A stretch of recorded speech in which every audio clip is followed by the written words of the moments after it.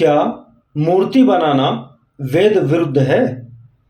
ज्येष्ठ भारत श्रेष्ठ भारत, अंधकार से प्रकाश की ओर, आओ चलें वेदों की ओर। मैं मुकेश आर्य। ज्येष्ठ भारत में आज का विषय है, क्या मूर्तियां बनाना वेद विरुद्ध है? क्या वेदों में लिखा है कि मूर्ति बनाना या चित्र बनाना सही नहीं है? मूर्ति या चित्र बनाना गलत है, जबकि समझा तो यह जाता है कि मूर्ति बनाना शांत, वीतराग और महान पुरुषों के चित्र और मूर्ति देखने से मन को शांति मिलती है और प्रभाव भी पड़ता है। इस प्रश्न के लिए यह स्पष्ट कर देना आवश्यक है कि वेद में कहीं भी नहीं लिखा कि मूर्ति बनाना या चित्र बनाना सही नहीं है।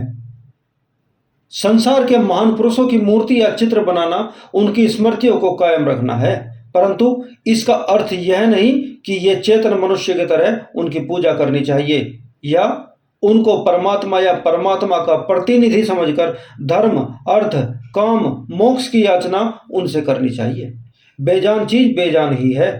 उनमें यह योग्यता कहाँ कि वह जीवित मनुष्य या परमात्मा के स्थान में काम आ सके। जो पिता जीवित अवस्था में पुत्र से प्रेम कर सकता है, मरने पर भी क्या वैसा ही प्रेम कर सकेगा? जिस शरीर से पिता ने पुत्र को गोद लेकर खिलाया, प्राण निकल जाने पर वह शरीर क्या पुत्र के किसी काम आता है? उस मृतक पिता के शरीर में और पत्थर की बनी हुई मूर्ति में क्या अंतर है? यही कि पत्थर या धातु की मूर्ति सड़ती नहीं, मृत शरीर सड़ जाता है, अन्यथा और बातें एक जैसी ही हैं। उनकी पूजा का अर्थ यही है कि उनका ठीक इस्तेमाल किया जाए। यदि उनका इस्तेमाल न किया जाएगा तो वे ही पदार्थ मनुष्य को हानि पहुंचाएंगे। यदि कहो कैसे, तो सुनो। एक मनुष्य गंगा जी का भक्त है, रात दिन पूजा करता है, फूल बदा से चढ़ाता है और गंगलहरी का पाठ करता है, परंतु वह तैरना नहीं जानता। एक दिन जरा गहरे पानी में चला गया, अब बताओ उसे गंगा डुबाओगी या नहीं? चाहे वह कितना भी बड़ा भक्त क्यों ना हो, तैरना न जानने के कारण गंगा फौरन डुबो देगी।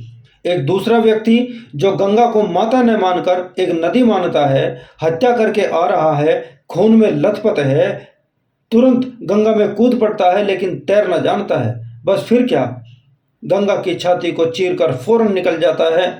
ऐसा क्यों हुआ? इसलिए कि वह जल का ठीक इस्तेमाल करना जानता था, जबकि पहला जल की गलत पूजा करता था। इसलिए गंगा ने पहले को डुबो दिया, दूसरे को बचा दिया। एक तो गंगा की पूजा करने वाले वे लोग हैं जो सिर्फ स्नान में ही मुक्ति मानते हैं, प्रतिवर्ष लाखों करोड़ों रुपए रेलवे कंपनी को दे देते हैं, धक्के खा खा कर दुखी और परेशान होते हैं। उन्होंने गंगा की पूजा, स्नान करना, सिर झुकाना और फूल चढ़ाना ही पूजा समझ लिया। दूसरे वे लोग हैं जिन्होंने गंगा से नहरें निकाली, फलतः करोड़ों रुपए की सिंचाई से प्राप्त किए, गंगा से बिजली निकाली और गंगा से चक्कियां भिजवाई। वे लोग गंगा में स्नान करने कभी नहीं गए, बल्कि नलों द्वारा उन्होंने अपने ही घर में गंगा को बुला लिया और सब तरह से फायदा उठाया। सही मायनों में यही गंगा की पूजा है। किसी भी चीज का सही इस्तेमाल उसकी सही पूजा होती है। फायदा क्यों ना उठाते जब उन्होंने जड़ पदार्थ की पूजा का अर्थ और उसका उचित प्रयोग करना समझा है। गंगा ही क्या, प्रत्येक जड़ पदार्थ के विषय में ऐसे अनेक उदाहरण दिए जा सकते हैं। रही मूर्ति या चित्र को देखकर प्रभाव पड़ने की बात, इसके संबंध में जरा सोचो। अच्छा या बुरा प्रभाव मूर्ति या चित्र देखने से नहीं पड़ता, किंतु अपने आंतरिक संस्कारों के कारण पड़ता है। जैसे एक हिंदू ने राम या कृष्ण की मूर्ति को देखा, वह उसके आगे श्रद्धा से सिर झुका देता है। वह सिर क्यों झुकाता है? इसलिए कि वह राम और श्री कृष्ण के इतिहास को जानता है।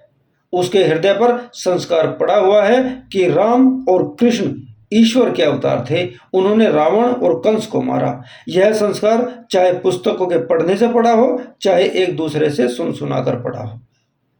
इसलिए कि मूर्ति को देखकर वह प्रभावित होता है, लेकिन उसी हिंदू के सामने यदि जापान के देवता कन्फ्यूशियस की मूर्ति आ जाए तो उसे देखकर वह कभी प्रभावित नहीं होगा, न उसमें उसके प्रति कोई श्रद्धा उत्पन्न होगी, क्योंकि कन्फ्यूशियस के बारे में वह कुछ जानता ही नहीं। उसके हृदय पर उसका कोई संस्कार है ही नहीं, इसलिए वह उसे सिर नहीं झुकाता।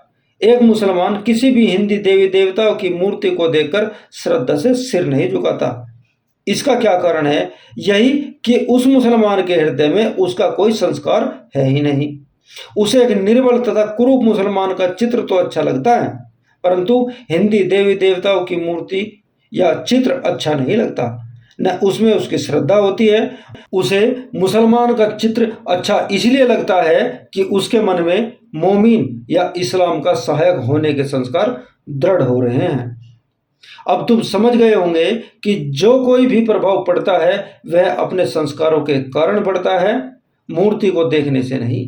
यदि मूर्ति को देखने से संस्कार पड़ता तो प्रत्येक मनुष्य के मन में मूर्ति के प्रति, मूर्ति को देखने के से प्रभाव पड़ता और उसको शांति मिलती, परंतु ऐसा नहीं है।